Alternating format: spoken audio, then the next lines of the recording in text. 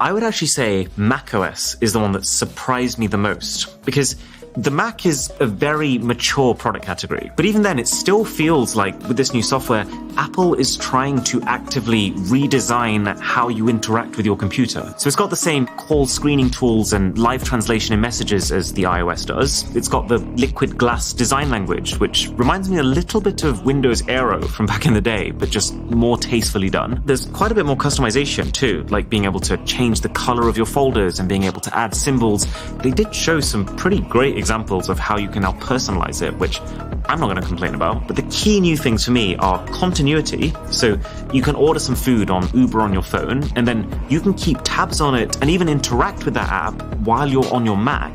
And then Spotlight. So Spotlight has always been the way to get to stuff fast, but they're completely changing it to try and make it the place to do stuff fast. So not just a journey, but the destination too. So for example, being able to access a tool from your Spotlight search that removes the background of an image without needing to open a new app to make that change, which is a little hard to assess without using the new software. But I would say if it feels intuitive, then this is kind of like using ChatGPT to get your answers as opposed to like old school Google search, in that it brings the outcome to you without you needing to navigate into the various rabbit holes to retrieve those results yourself. So it could be a fundamental level up in the way that you interact with your computer. And then finally, a new dedicated games app.